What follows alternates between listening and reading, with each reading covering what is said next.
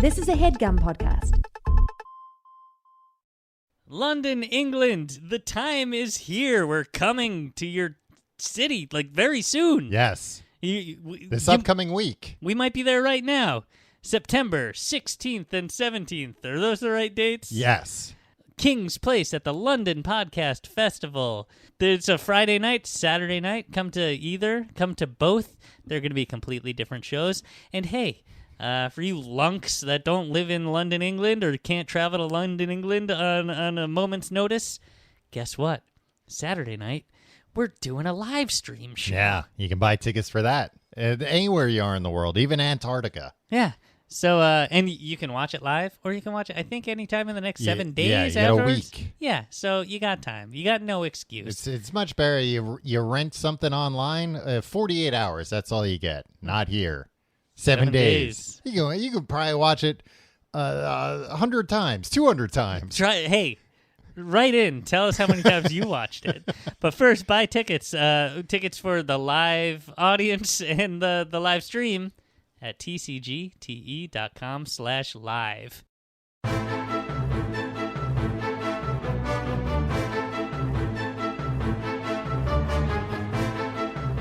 Hello and welcome to The Complete Guide to Everything, a podcast about everything. I'm one of your hosts, Tom. And I'm Tim. Tim, how are you doing this week? Tom? What did I say? How are you doing this week? What did you say? How are you doing this week? That's close enough. I think because I was already thinking about how I started recording and then cued you, even though I started. You're not doing so hot today, Tom. I'll figure it out eventually. Tom, I have a secret. What's that? Something that you didn't even know. What? Before I got here, I had 2 beers. Whoa! I thought it was going to be like I planted a bomb. I planted a series of bombs around the city, and I've left a string of clues for you to find. Has there ever been a real life mad bomber that like Did or something any like kind that? of criminal guy, crime doer who left clues to like, oh, you can stop this, but only if you solve this clue. Not that I'm aware of. Because like, or if not you're gonna cause successful. mayhem, you want to cause mayhem. You don't want some. You're not just like, ooh, I hope people enjoy my puzzles. Yeah. I mean, and that's usually like how Batman would get the Riddler in the end, that he would be too obsessed with like clues and stuff and not like the actual execution of what he wanted to do. Yeah. He was too worried about being clever. What was the Riddler's end game? Did he want people not to solve the riddles, or did he want to just construct a good riddle? And He wanted to construct a good riddle, and he wanted to prove he was smarter than Batman. Okay. But, like, he wanted to, for the most part, like, try and play fair, you know. A good man, the Riddler. Hey, A let's good give it man, up for the Riddler. Edward Nygma. Tim, we saw the Riddler in the park the other day, Paul Dano. Oh, yeah. He's the new Riddler. I didn't know that. Yeah, we went to the park, and it was a star-studded day in the park. We saw a lot of celebrities in the park. Yeah, there was some, must have been some Hollywood bigwig having a birthday party for his kid or something. There were a lot of celebrities. The stars were out in Brooklyn that day, and our party was a group of people who were not stars, Yeah. who were getting drunk and probably talking a little too loud about... No, I think that is Paul Dano. And also, like, I don't know who Paul Dano is. Tell me You another know who movie. he is. You've seen him in things. Yeah. What's the name of that movie? And then everybody guessing wrong names for a half hour. But yeah. Hey, the stars, just like us, they go to public parks sometimes. Yeah. So they're kids in one of those splash parks. I was like, you might get Legionnaires from that. And I was under the impression that was only for Legionnaires, not for celebrity children. How are you doing this week, Tom? I'm good. I glossed over the revelation that you've had 2 beers before you got here. Yeah. So this is going to be, usually I'm the one. Uh-huh. Look, you're going to take offense to this.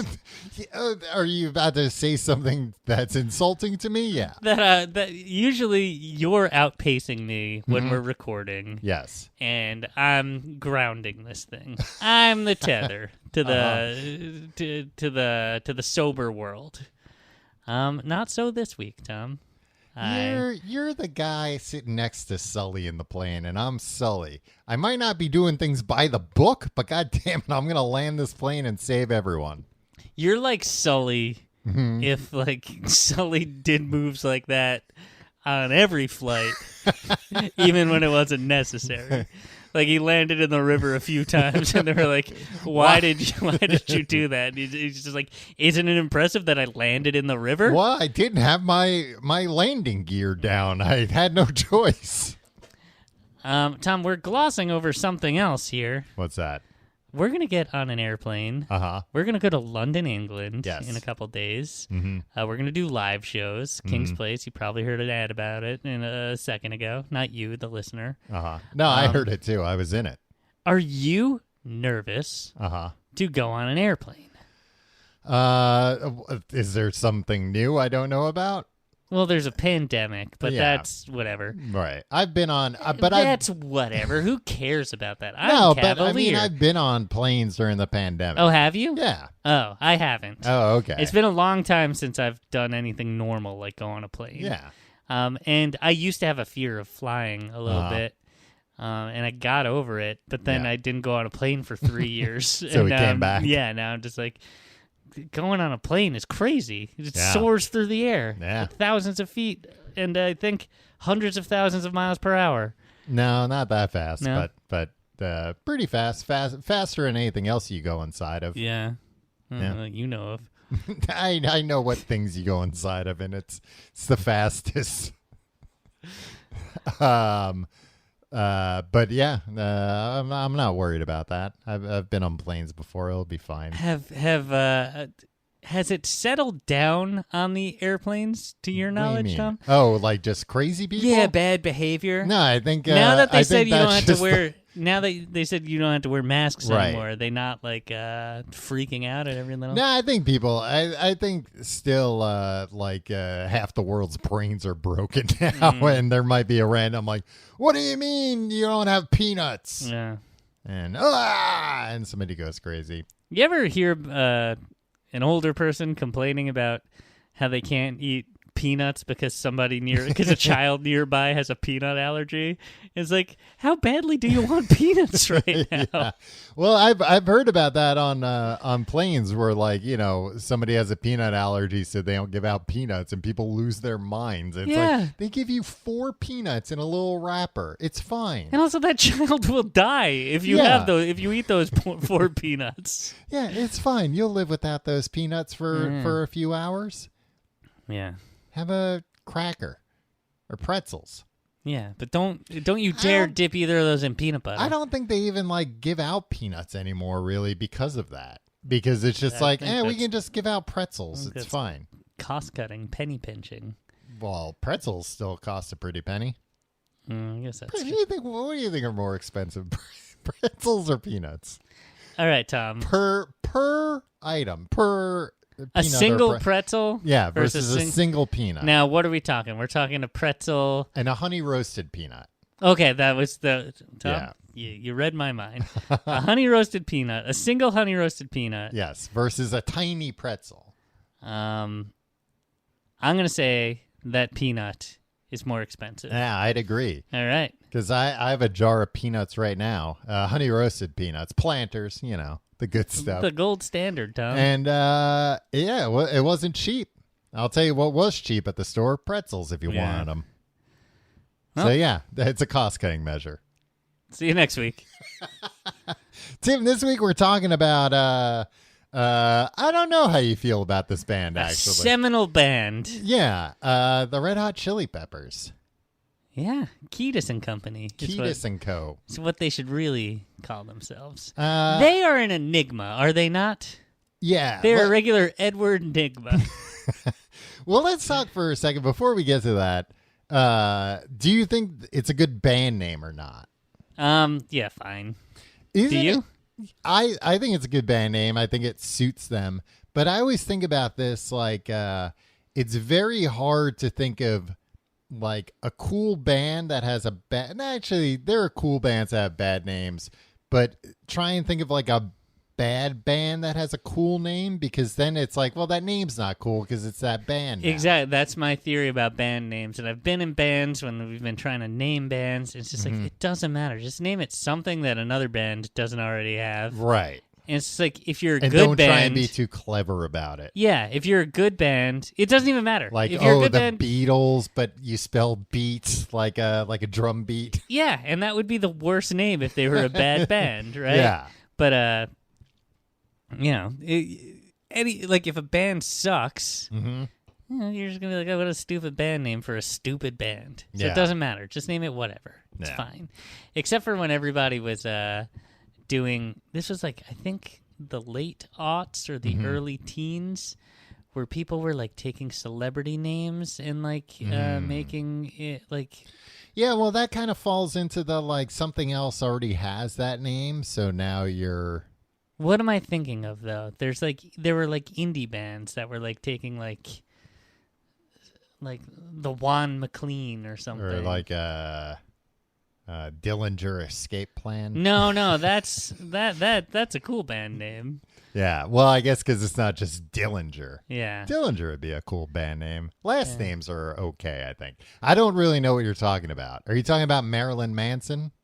No. Here, you talk about something. I'll do some research. What are you going to... No, don't do any research.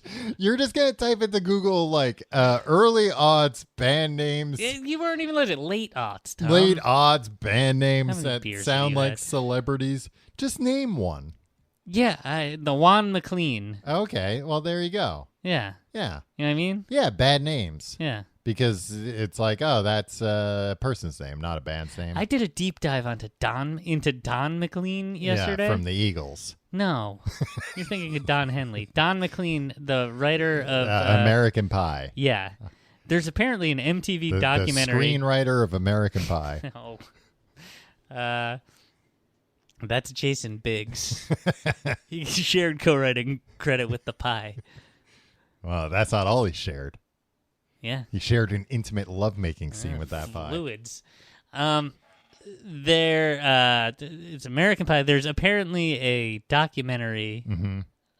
Look, I subscribed to Paramount Plus to watch some things, and then I meant to cancel it. Yeah. And then... That's why I've had Paramount Plus for a year, Tim. Exactly. So I was like, and it just re-upped yesterday. So I was like, crap. So I was like, I'm going to find anything worth watching on Paramount Plus and watch the crap out of it because they just charged like, me. I'll watch this Don Henley documentary. Don McLean. Okay. And it's only about the song American Pie because that's really the only notable thing that he's done. Yeah, he had all those songs with the Eagles too, though. Tom, you're thinking of Don Henley again. That's a totally different guy. This guy went insane.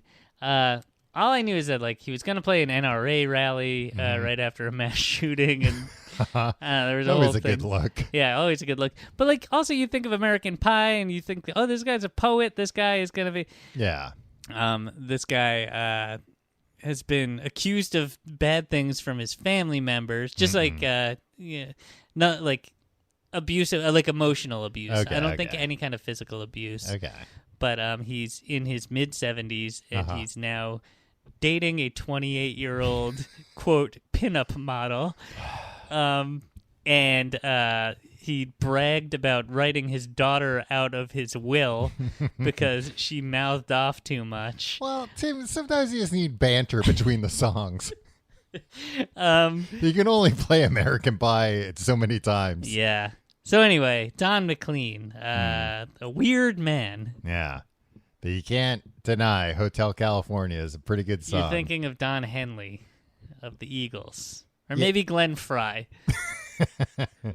Are you thinking of Glenn Fry? I think I'm just thinking of a guy I saw wearing a Henley shirt recently. Now, what is a Henley shirt? You don't know what a Henley shirt is? I'll show you what a Henley shirt is like. It sounds like a threat or a flirtation. But, yeah. But once you see it, you're like, oh, I know that kind of shirt. It's hard Tom, to describe. can I ask you a question? Uh-huh. Do any It's of like the a long members, sleeve T-shirt, kind of. Do any of the members of the Red Hot Chili Peppers wear a Henley shirt? No, Tim, they don't wear shirts at all. Then what the hell are we talking about that true. for? Yeah.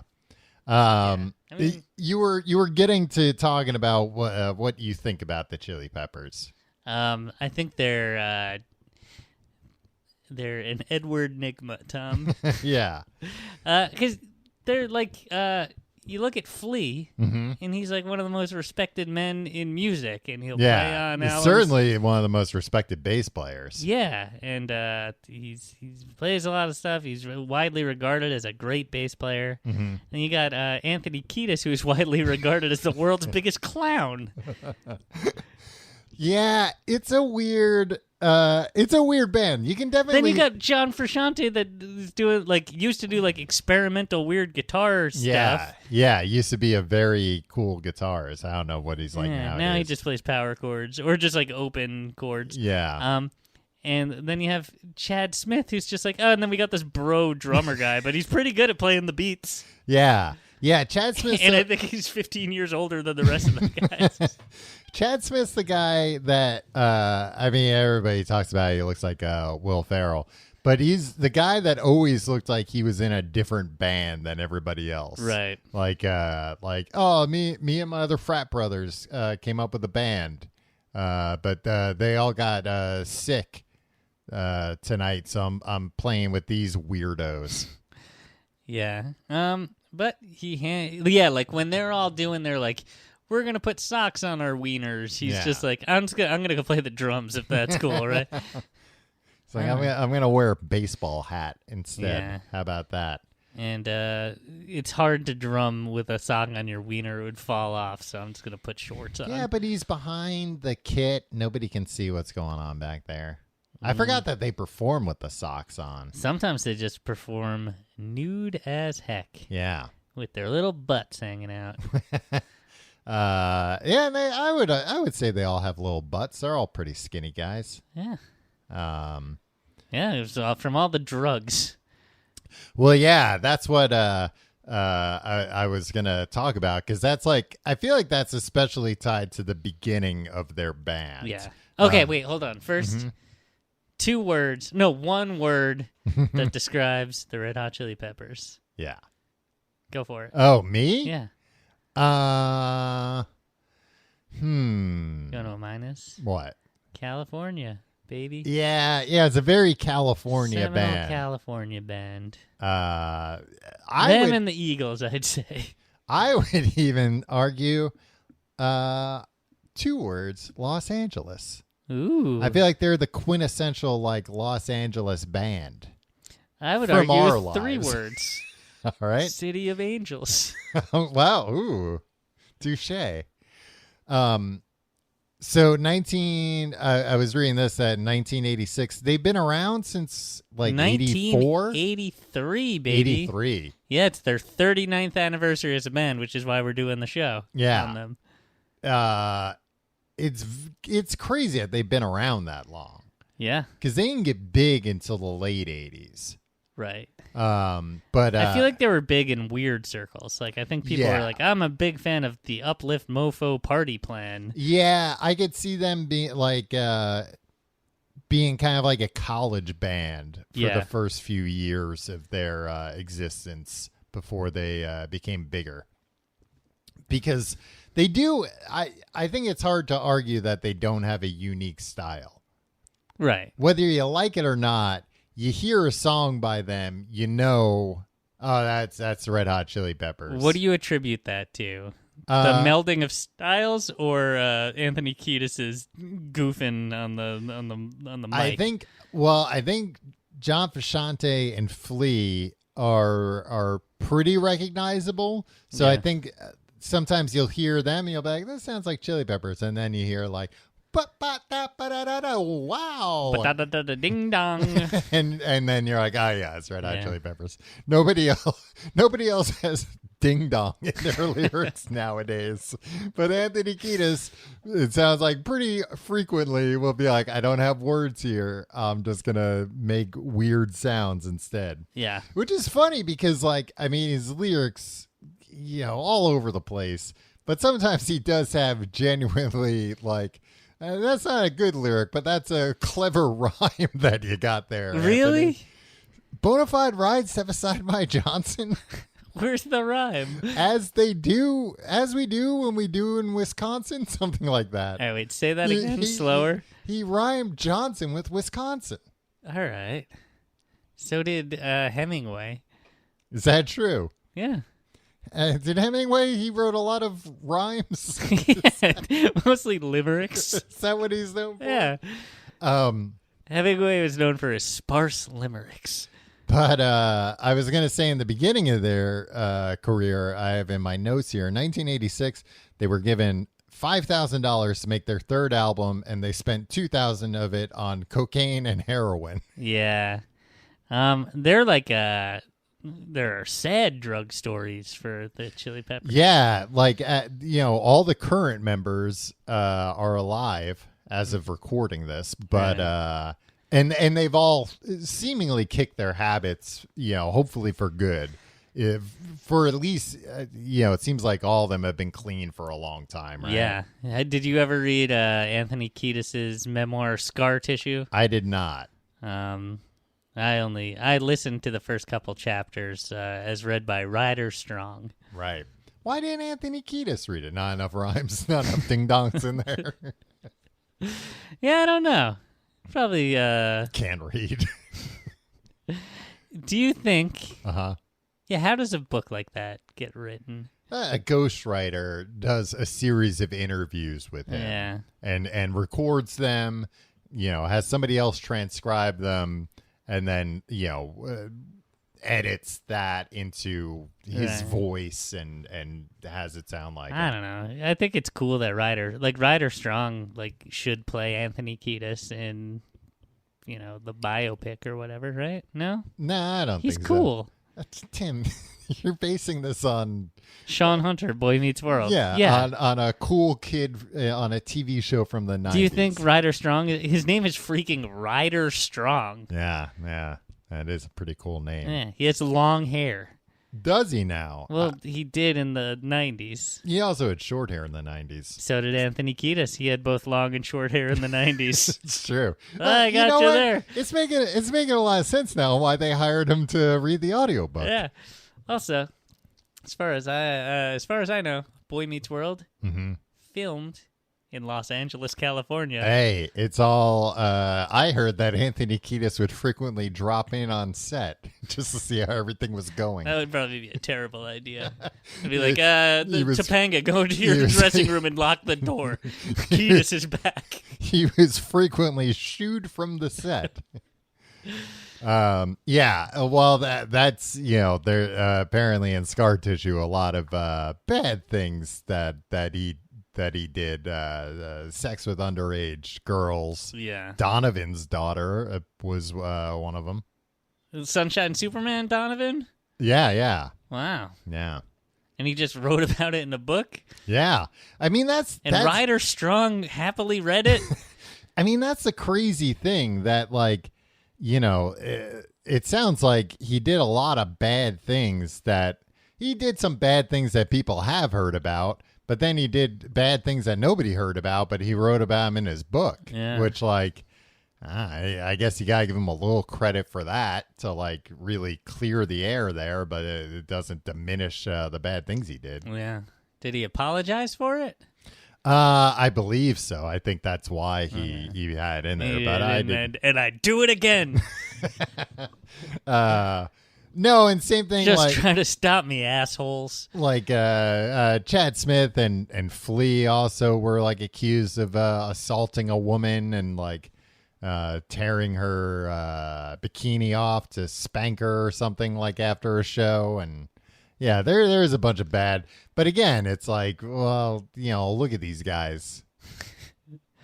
Are you surprised? Look at these guys. I thought it was look at these guys. They're just having a good time. No. I'm just saying, it's inexcusable and, but not surprising given their proclivity to perform naked and do a lot of drugs and write a lot of songs about sex and naked ladies and whatnot. Yeah.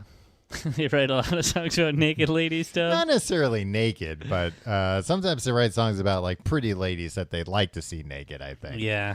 Anthony Kiedis said the song Danny California is about every woman he's ever met. What does that mean? I don't know. I think he's one of these guys who's I've been attracted to every woman I've ever met. Is it Danny creep? Danny California. I guess I don't know any of the words to it. Ding dong, ding dong, ding ding ding ding. The world is gonna warn you, something like that. Tim, vamp for a minute. I'm gonna look up the lyrics. California. Getting born in the state of Mississippi. Papa was a copper. She got born. Okay, Popper. No, not got. Yeah, I guess it's about Danny California. So I guess he's saying every woman he's ever met was born in Mississippi. Yeah. Okay. Papa was a copper and Mama was a hippie. In Alabama, she would swing a hammer. Price you gotta pay. He has a lot of state rhymes, Tom. You mentioned Wisconsin earlier before. Yeah, it's true. Let me see if there are any other.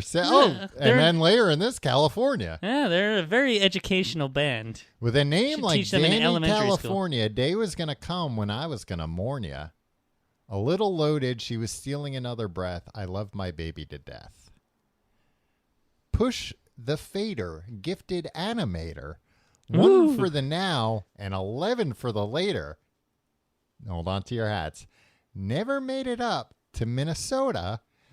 North Dakota man was a gunnin' for the quota. This guy does love states. He does. Yeah. And you know what, Tim? Nonsense lyrics.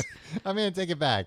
One word to describe Red Hot Chili Pepper? States. Yeah. They love states. I have to imagine that's like maybe the only thing Anthony Kiedis remembers from school. It's like right after that he was done. He was like, we learned all the states. I'll go start. Write those down and then and then I'll go do a bunch of drugs them. and start a band. I'm ready for the world now.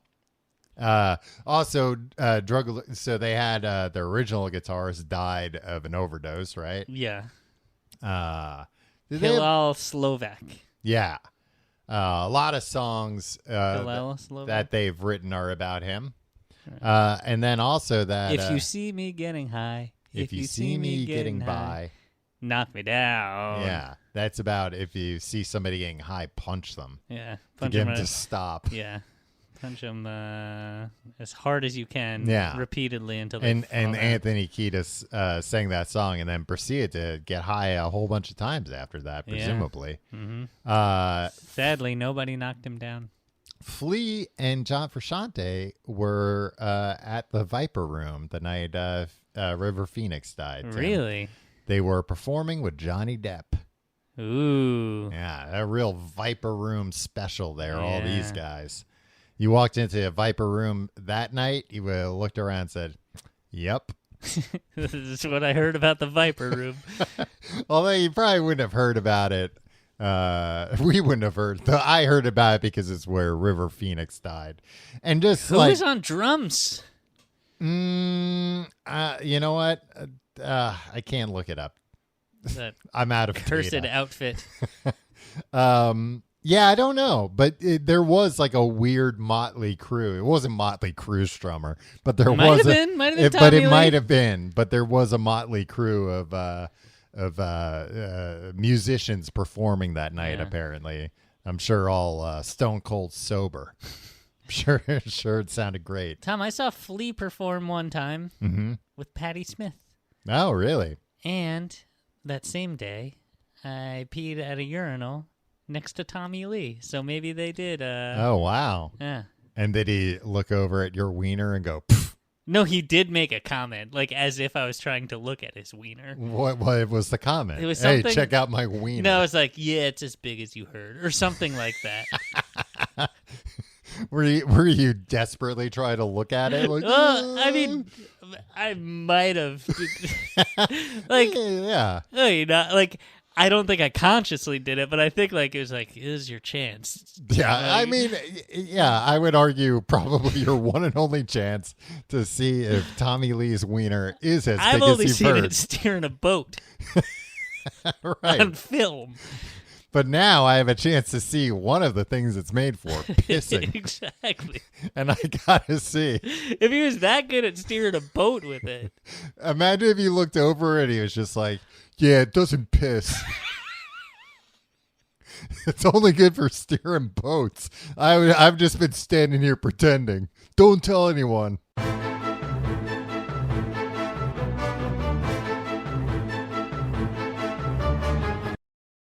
Tim, I also want to say, now we're getting off the early days. Don't you hate this when you read about a famous band's early days, and they're like, yeah, their first show, only 10 people were there. And it's like, no shit, it was their first show. I bet they stunk too, and didn't have they didn't play all the famous songs that you now know 40 years later. Yeah, they didn't even play all their hits that they wrote decades later.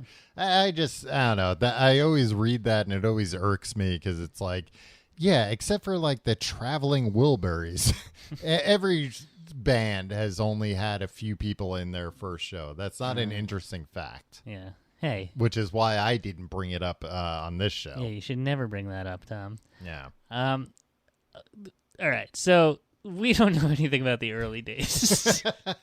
There were drugs. And that's also when they weren't famous. So. Yeah. Or it wasn't when. I mean, their breakout was Blood Sugar Sex Magic. As far as we know, Mother's Milk was also bit. a pretty big hit, but Yeah.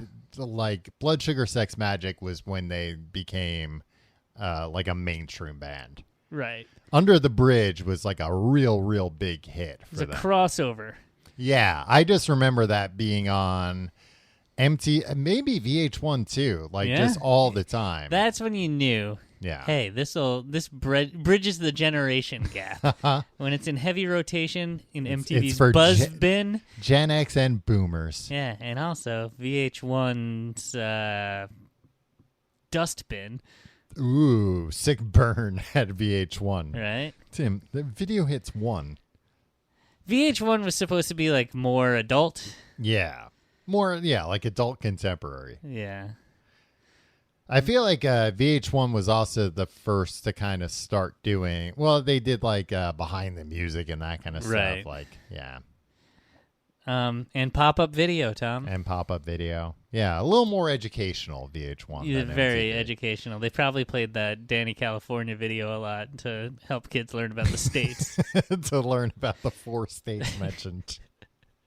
But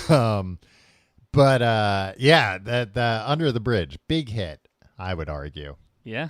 So big that it caught Weird Al's eye to be the opening 30 seconds of Bedrock Anthem. Yeah, I forgot before about it that. transitioned into a Give It Away parody. Yeah. All about the Flintstones. Yeah. Not his best work. I'm remembering it now. It wasn't bad. Yabba dabba do now. Yeah, that's not bad. Yeah. I mean, that had to have been the genesis of that, right? That he was like, oh, that, when he says, give it away, you could do yabba dabba doo. Yeah, but he was also like, I think, anticipating the Flintstones movie starring John Goodman and Rosie O'Donnell to be a bigger cultural moment. Yeah, we all did. Yeah, we were all disappointed. I remember when the box office numbers came out, you showed up on my front stoop crying. Bad news. The numbers are back. And it's not looking so great. I had something else to say about Weird Al. Oh, apparently, Don McLean claims that he and Weird Al are really good friends, but I can't imagine. Look, now I'm back on McLean. I'm sorry. Has he ever done an Eagles parody? Tom, What? you're mixing him up with, you're mixing Don McLean up with Don Henley from the Eagles. No, I know. Weird Al did do. Yeah, no, I know. The saga I know begins. I know the difference between Weird Al and Don Henley. All right, let's keep moving with the Chilies, as I like to call them. That's what their fans called them. Tim, I was looking up. I was trying to find. I'd read somewhere that I believe it was Californication, had sold like an unbelievable amount of albums in Ireland, and they turned that Hadron Collider back on or something, and now that's gone. I couldn't find any evidence of Yeah, this. you once told me that there were 2 albums sold per household. of Californication. Yeah. It was some insane where it's like if there's, 3 million households, they sold 6 million copies of the album. Tom, okay, ready? But then I couldn't find, and then I looked it up and it was like, top album that year, The Corrs, which makes sense, but it was like, that's not what I remember. Yeah. But I did find they did put out a few live DVDs where they were playing in Ireland, and like they did have massive crowds. Hadron Collider couldn't get rid of those DVDs. Yeah. Okay. Tom, I will say you're jumping around too much. Number one, Blood Sugar Sex Magic. Okay. Skyrockets them to success that the likes of which they had never seen before. But they would see more of later. All right, so John Frusciante. I'm trying to make this like a behind the music. It was very effective. Yeah. John Frusciante, he's playing on it, and he's like, I'm going to do weird guitar stuff. Yeah. And then 30 years later, intrepid podcast hosts would get the stems to the Blood Sugar Sex Magic sessions and be able to listen to isolated parts and would stay up late at night listening to John Frusciante's weird guitar parts. For that whole album? Yeah. Yeah. He was a weird guitarist. Yeah. And I could turn off Anthony Kiedis' vocals, which ruined that album. There's a song called Suck My Kiss. Yeah. Suck My Kiss. Because you hear Suck My and you're like, what? You better be very careful about the next word out of your mouth, like, Mr. Kiss, Kiedis. it's romantic. Oh, it's a romantic okay. song. All right. Yeah, that's fine. It's not dirty. Yeah, I'll let my children listen to this. Is she talking dirty? Bum, bum. Like, on our sister podcast, Books the Podcast, behind Patreon paywall, I was reading Anthony Kiedis' Blood Sugar Sex Magic lyrics, which I would never do. Right. Open. And this show isn't. It doesn't have anything to do with the literary arts like the other one. Exactly, but like some of those get pretty raunchy, Tom. Yeah. The lyrics to "Sir Psycho Sexy" are so. Anyway, John Frusciante leaves the band on that tour. Have you ever seen their performance of "Under the Bridge" on Saturday Night Live? No, I don't think so. So John Frusciante was like pissed at Anthony Kiedis. I think he hated like the fame. I think he was also like in the throes of heroin addiction. Yeah, he was like real, and it seems like they just like blew up so quickly all of a sudden, and yeah, he had a hard time dealing with that. He didn't deal with it well, and it's tough because he's younger than all of them, and like idolized Hillel Slovak. And like they were his favorite band, so like it was like, oh, I won the lottery, I'm in my favorite band, and then it's like, oh, and now we got world famous, and I hate my life, and I'm an addict. But he was mad, and so like if you watch it, it's bizarre. He plays the beginning of Under the Bridge so slowly and weirdly, and like then changes the key when Anthony Kiedis starts singing, so it sounds bad. And Kiedis is looking at him like, hey, what are you doing? We're on live national television here. Play the song the right way. And like, it's a train wreck of a performance. It's not even like funny to watch. It's just like, God, like I was just like, if I was this is how bad it was, Tom. I put myself in the director of Saturday Night Live's shoes. Wow. And I was like, do you cut away like you do when Sinead O'Connor rips up a picture of the Pope? Just like, screw it. Or when Avril Lavigne is, no, I'm sorry. Simpson.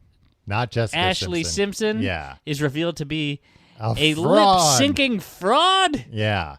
You know what? I saw that clip recently. I don't know why, but it like came up on my feed.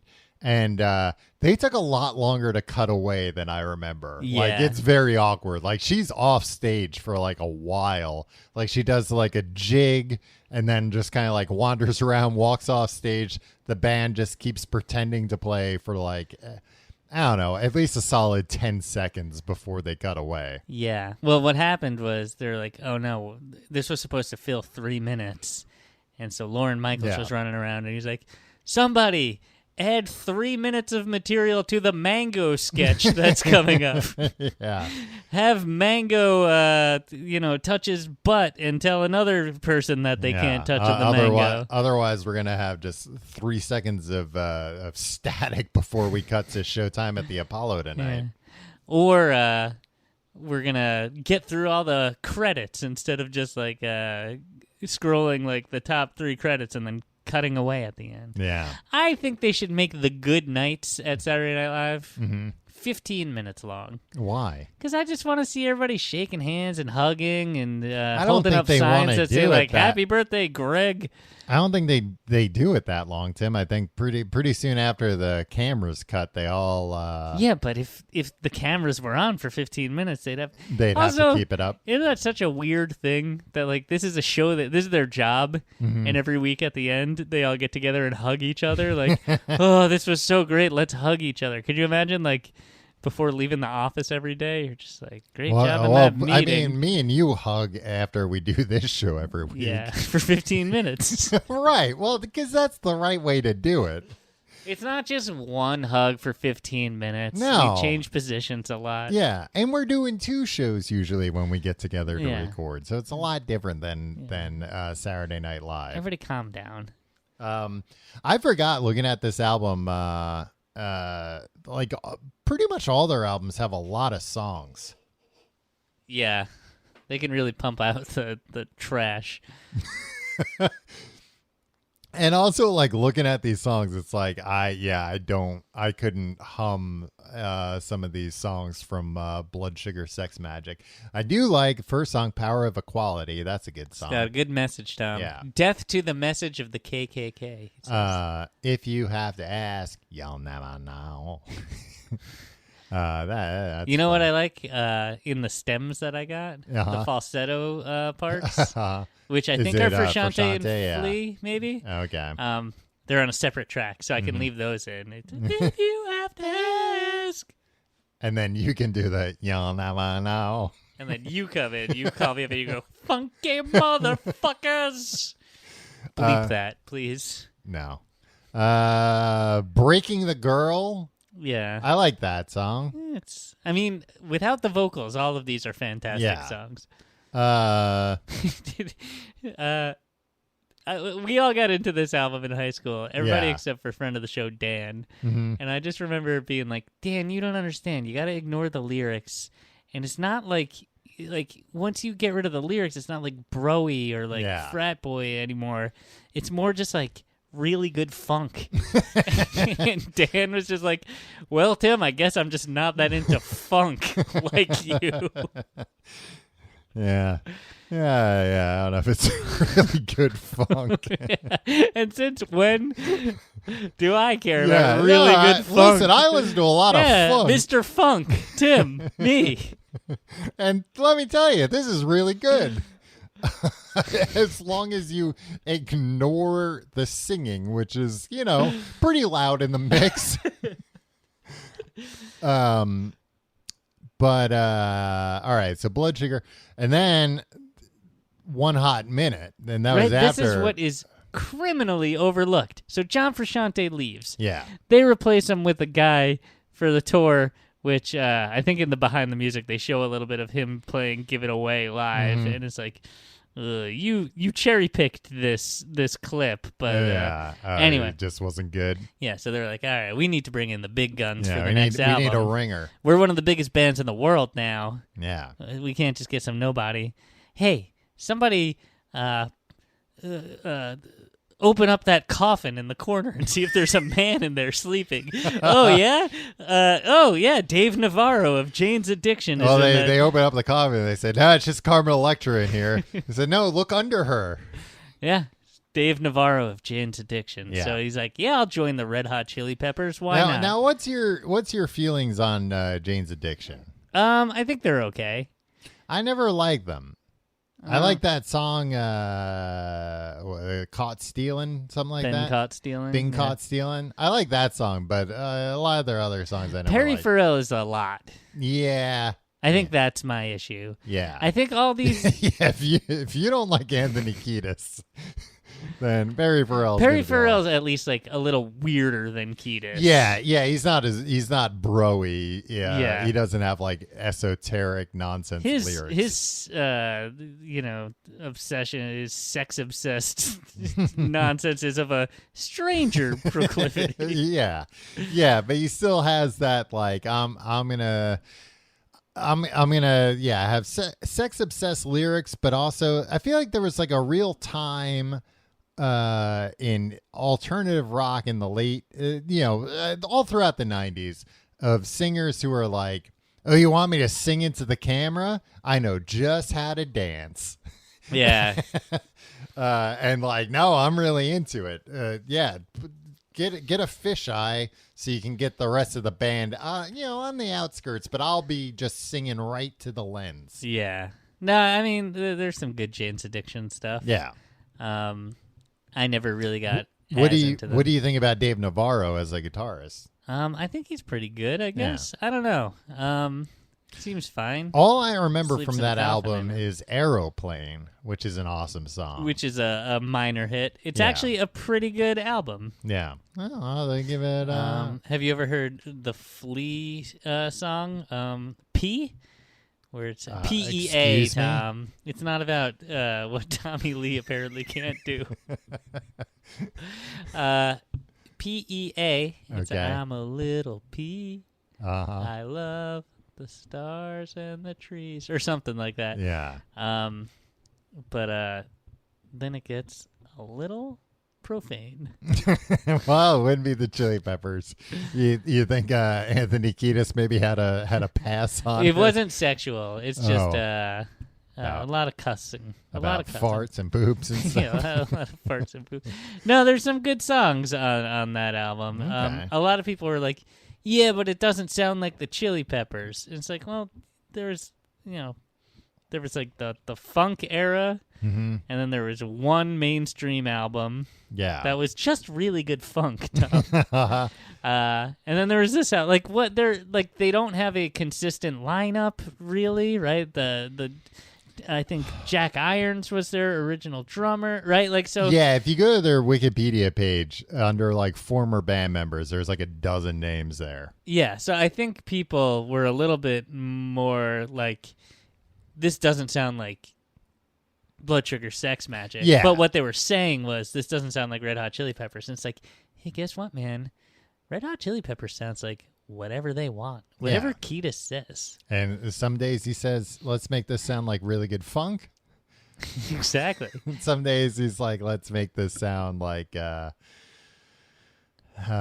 don't know, cussing about pee-pee and poo-poo. Tom, do you remember the song, My Friends Are So Depressed? That was on that album. Oh, That was a pretty good album. Yeah, and that was a pretty big hit. Yeah, and then also, not on this album, but from this era, Dave Mm-hmm. Navarro, their cover of Love Roller Coaster for the Beavis and Oh, Butthead yeah. Do America soundtrack. Yeah, that's a good cover. That's a fun cover. Yeah.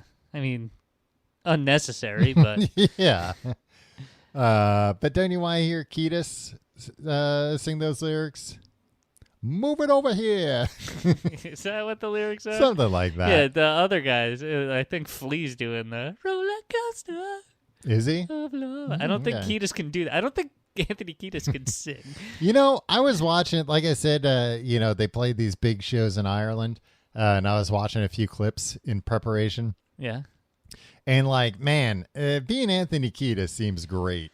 Like, just so many songs where you're watching Flea, Chad Smith, and John Frusciante, like, just like really working, and he's just Yeah. like skipping around the stage. And then it's like, okay, they're done with like this intense part. I'm gonna come in and be like, kiss my wiener, kiss my wiener, and feed me dinner. Yeah. He loves it. Yeah, I guess it's like a good job. Blood was Sugar this- Sex Magic was the first time they worked with Rick Rubin, and then I Yeah, think like they've they've- just worked yeah. with him since, right? Yeah, I think so. Until very recently, I think they're like No, I bringing think in, he like, just did their new album. I know, but I think they experimented. Oh, okay. And Tom, here's Mm-hmm. what's going to hurt our old millennial hearts or break our old millennial brains. Mm-hmm. I think this 90s era Yeah. is not their biggest era. No. But, like, I don't know anything that came after their next album, Californication. Well, Californication was their biggest album. I remember Mm-hmm. when that came out, and we were all like, guess what? Frusciante's back. Yeah. Well, I was going to say, I remember, like, a lot of us got real into one of his solo albums. Yeah. Was it? I was trying to look it up. Was it To Record Only Water for 10 Days? Yes. Yeah. And it's just him on a 4-track being a heroin addict and like messing with a delay pedal on the vocals and stuff. Yeah, but the guitar, it's like, oh Yeah, that you know, the very recognizable jingly jangly guitar. Yeah. That he's known for. But yeah, he came back for Californication. I mean, and we were right when we were like, oh man, he's back, because it was their biggest album ever. Tom, you were a senior in high school. I Yeah. was a junior in high school. I remember a bunch of us in your car cruising down Railroad Avenue, blasting Californication. Driving on the tracks. Yeah, man. We lived on the edge. We played chicken with a train and won. The train blinked. I want to talk about a few of those songs. Around the World, which is a song with Bonafide Ride, Step Aside My Johnson. Right. And also a not inoffensive music video? line in the song. Oh, where it sounds like he's doing like an offensive Asian stereotype voice. Yeah, which I think they bleep now, but he has said like, "Oh, I wasn't trying to do that." I take him at his word there, because when I heard that, sings I a thought, lot of nonsense lyrics. I thought he was just trying to make funny noises, because in the because it's like I know for sure, and like Yeah, the other choruses are like that. Broads are beautiful around the world or something. Yeah. But this time he just like went like, bah, bah, bah. And I was like, oh, he's just making dumb noises. And then I don't know, maybe he's maybe making I'm just dumb noises to make everybody laugh. Yeah. I was gonna say the video, because I think I had never seen the video uncensored before. Yeah. And it's just him like pretending to perform oral sex on a ghost. What? Yeah. And stick his fingers in a ghost and stuff. Yeah, it's pretty wild stuff, Tim. Pretty Who plays edgy. the ghost? Like 1999 computer effects. Oh. Like it's very wispy, like just the vague outline of a woman, so you can really see what Anthony Kiedis is doing with his mouth. It's transparent. Yeah.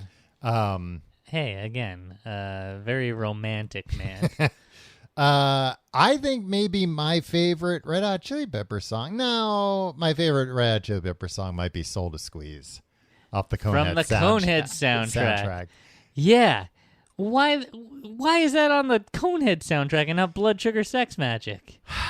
Was it recorded during those sessions? It must have been. It sounds like it slots right in there. Yeah, but I don't know. Maybe they recorded it later. No, they didn't. When did Coneheads come out? Because it wouldn't have been later, because they would have immediately gone on tour, and Frusciante's on it, and Frusciante quit on that tour. No, yeah. Well, there you go. 92, Tom, I think. No Maybe need, 93. No need to look it up.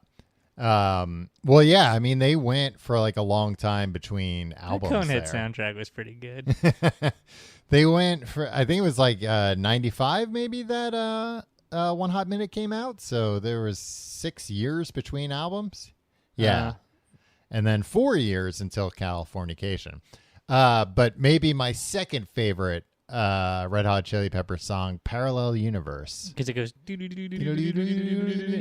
know what? I just remember being like, what virtuoso musicians. But I don't care, and they're fine. They're good musicians. Yeah. But it's like, I don't know, that's like a weird song for them, Yeah. I feel like, and I like it a lot. And California King. He's singing about really big beds. Yeah. Sidewinder, I'm a California King. The fact that like 1-800-Mattress hasn't licensed that song for their commercials is insane to me. What are you doing, 1-800-Mattress? I'm sure the Chili Peppers would give them a good deal on licensing that. They like sleeping.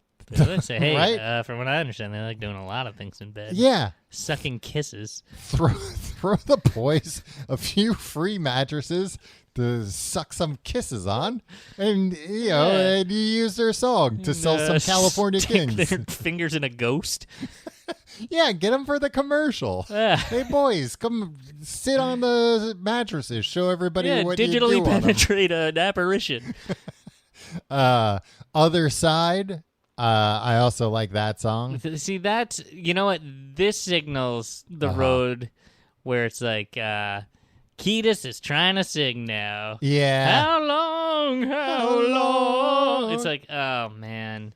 Under the bridge, like, we let it go because, like, it's like, it had, like, a really cool guitar part. Yeah. But if Frusciante's just going to be there playing, like, I'll play an open C chord and then an open A minor and just strum it normally like a guy who just learned how to play the guitar. It's like, and Ketis is singing. Like, what am I? I'm not on board for this. And that's what happened with their albums after this. They were like, oh, let's use the other side model. Frusciante, play like a first-year guitar student. Ketis, sing your heart out. So Ketis, sing as like, just very earnestly. Flea, stick to just like the root note. Yeah. No slapping. Hey, look, I just want to hear some really good funk. Slap the bass. Well, I mean, yeah, you're notoriously a big funk guy. What about Get on Top? Yeah. I mean, I think there's a lot of filler on that album. Grasshopper, Showstopper, The Life of a Wife Swapper. Come with me, 'cause I'm a big bopper. You do, but I whopper. Exterminate my cause. You want to draw some straws? Be the one to see my flaws? Make me bleed with painted claws? Get on top. It's about getting on top sexually. Getting on top and then performing sex. What about the titular Californication? I hate that song. Yeah, a little too soon.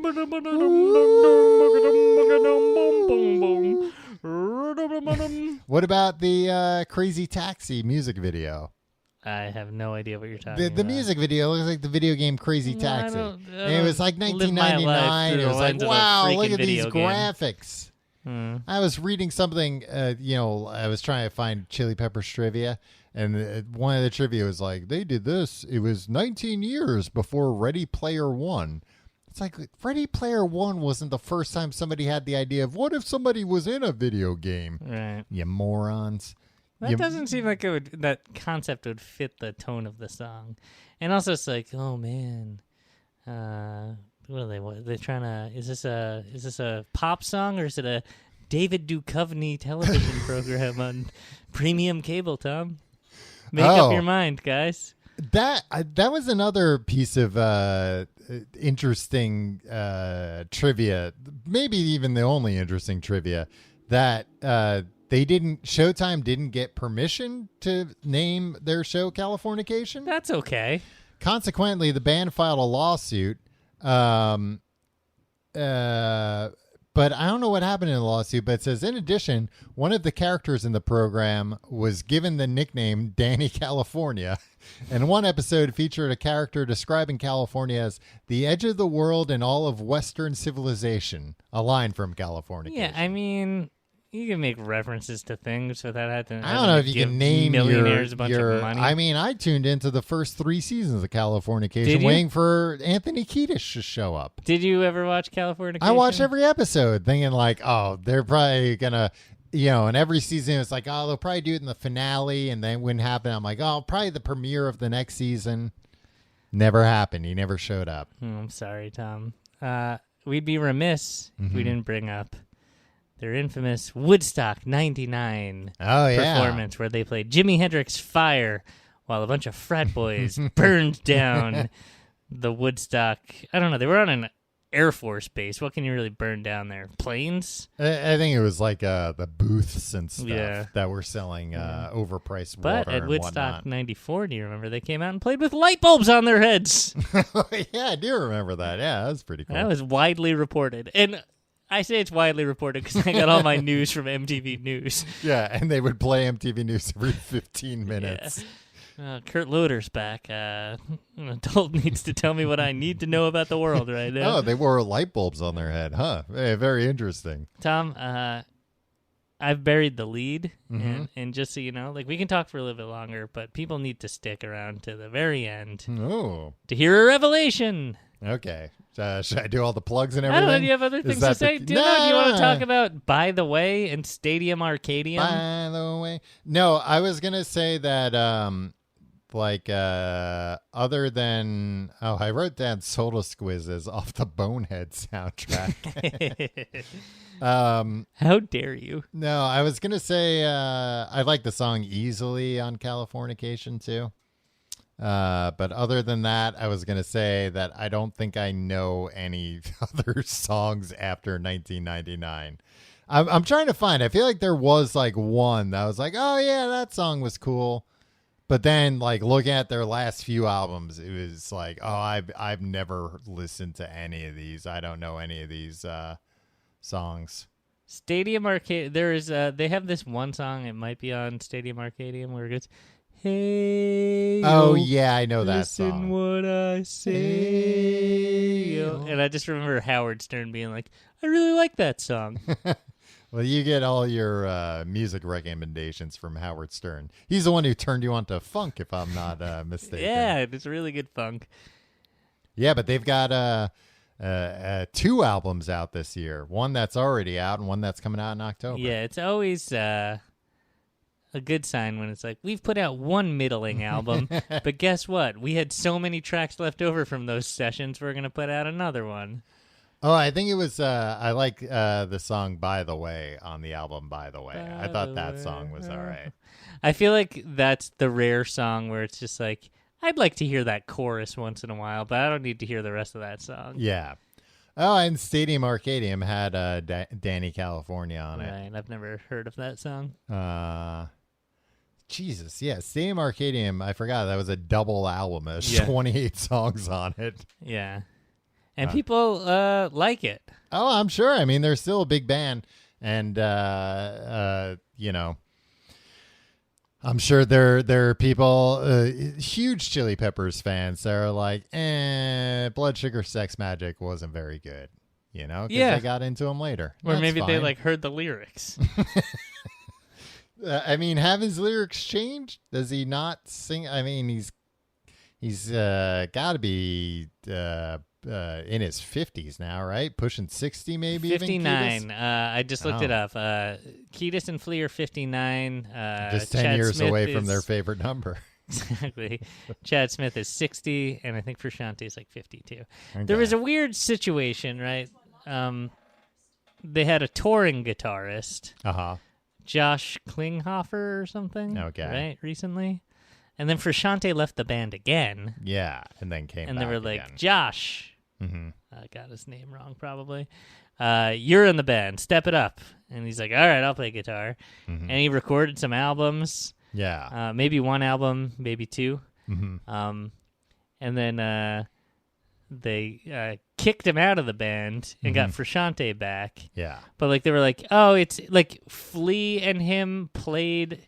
I think they're Flea and this Klinghoffer guy are both in Eddie Vedder's touring band right now. Okay. So like they're still friends. Yeah. But it's just like he was the touring guitarist, Uh-huh. and then when Frusciante was there, Yeah. and like multi-instrumentalist, I think. Uh-huh. Frusciante leaves, was it just they can't demote him back to like touring guitarist with that, like background guitarist, if Frusciante is back? Maybe he wasn't interested in that. Mm. It would probably No, come with because a, he says he got kicked out. I mean, it probably would have come with a pay cut too. You know, so it could be that kind of thing. Who cares? Even a pay cut in the Chili's, man. You got to put your foot down, even if you're Josh Klingenhopper. Yeah. I don't know. The thing that is weird to me, do you think, for all sane people, Yeah. I don't want to say all sane people, they have some good songs, but am I wrong in assuming that Red Hot Chili Peppers are a little bit of a joke? I think they would say they're a little bit of a joke. You know, that they're not meant to be taken too seriously. But also, like, the allegations of like, Yeah. bad things in the past that they kind of come off as like fratty sometimes. Oh yeah, absolutely. But then they're like so much in this world. Like again, like Flea is playing bass with Patti Smith. Yeah. And like they're members of Eddie Vedder's band. Like it seems like they are so tight. Yeah. With like all like with a lot of like quote unquote like the artists of pop music. Well, yeah. I mean, it's so especially weird Flea, that there's I like, feel like goofy guys talking about like, I got stopped by a lady cop and she tried to cop a fuel. Right? Yeah. It's like, and then Tim, I like that rendition. That was like a lounge club. that was an abridged version And she too. tried to cop a feel. Remember when? Were you gonna do plugs? Yeah, I was gonna do plugs. Okay, I was gonna ask if you remember that guy on MTV. I think it was played by the same guy who did "Already the Strongest Man in the World." He did like lounge versions of popular songs of the day. Oh yeah, vaguely. In just like commercials for MTV that they would run on MTV for some reason. Hey, it worked. We kept watching. Yeah. If you like the show, you can find out more at tcgt.com. Check out that for all of our social links. You can follow me on Twitter and Instagram at Tom Reynolds. Follow me at your pal Tim. And hey, if you're in London or even not in London, September 16th and 17th, this week, if you're listening to this the week it came out, we're doing shows, hopefully. And you can buy tickets at tcgte.com/live. Also, live stream tickets available. I have an addendum to that, Tom. Yes. If you're coming to the show, email us a problem to solve live on stage to the complete guide to everything at gmail.com. Yes. We can do it in Tim and Tom Solve Your Problems. And check out our Patreon for Books the Podcast, where we're in the home stretch for Heat 2. She's got a great ass. It's not. That doesn't happen in the book yet. We haven't finished it Yeah, yet. We don't I know. said, yeah. Maybe we're gonna find out the origin of that. What were you gonna say? What was your My big revelation? Yeah, your big revelation. Tom, picture it. Okay. 2005, I think. Okay. Tim. Yeah. In Los Angeles, California, City of Angels. Okay. Boarding a flight to New York City. I know this revelation. JetBlue. Who sits behind me in the row? Behind me. Anthony Kiedis of the Red Hot Chili Peppers. And was he kicking the seat the whole time like a little kid? His traveling companion was. And was it a pretty lady he was traveling It was with? a pretty lady. Maybe his wife, maybe. I don't know. And I turned around. Mm-hmm. And like I was like, oh, like she wasn't kicking it, but she was like banging into it a lot because she was like going into a bag or something. And I just turned around. She was young and didn't know social conventions. Yeah, yeah. And like number one, it's kind of like the Tommy Lee thing where it's just like, You tried to look at his dick, Tim? no, it's just I was like, hey, Kiedis is there? Let me confirm that it's Kiedis, so in case 17 years later I want to talk about it on a podcast, like. It was Kiedis, but also to be like, hey, just so you know, like, hey, what's going on back there? Mm-hmm. And he said, I'm really sorry. Wow. And then, like, put his hand on his wife and said, fucking stop it. You're embarrassing me in front of the man. The man is going to yell at me, and he's so tough looking. And and then he talked for a few hours about how built I was. Wow. Yeah, I was working out a lot at the time. Huh. And presumably he was not wearing a shirt at the time. Oh, no shirt. Yeah. Yeah, and he was probably like, "Well, now I'm embarrassed with my shirt off." And You've had this on a plane where there's a celebrity, and you hit turbulence, and you're like, this plane better not fucking go down. I'm not going to be a footnote to this asshole. Yeah. I don't want to be like, "Oh, here, Tom was on a plane with Anthony Kiedis. Also, he's dead." Yeah, like, Tim was on the plane. Oh, with Anthony Kiedis? Anthony Kiedis just died. Yeah, he was on that plane. Tom died too. Yeah, exact. Like, forever, you would be like, anytime anybody talked about you, They would bring that up. they'd bring it up. They'd be like, oh, he died on the plane that Anthony Kiedis was on. Yeah. And then, like, you're forever associated with Anthony Kiedis. Yeah. Of all things. Yeah, and then, through a game of telephone, it's like, yeah, I think they were friends. I think he was, going out to L.A. to hang out with him or something. I mean, that'd be pretty cool. Yeah. I mean, nowadays. Yeah. And be like, oh, wow, pretty rich. I saw John Frusciante just sold his mansion. Oh. Cool, $5 million. Wow. Looks like a real rich guy mansion. Didn't look like $5 million doesn't seem like a lot for a mansion. No, I mean, looking at the mansion, I was like, that's pretty nice. I don't know where it was in Also, LA. I think how many rooms? How big is this mansion? Should we all go in on a mansion in LA? It was a pretty big mansion still. And I don't want to take out $1 million loan to go live with a bunch of other people In a mansion? Yeah, even in a mansion. You're crazy, Tom. All right, we'll see you next week.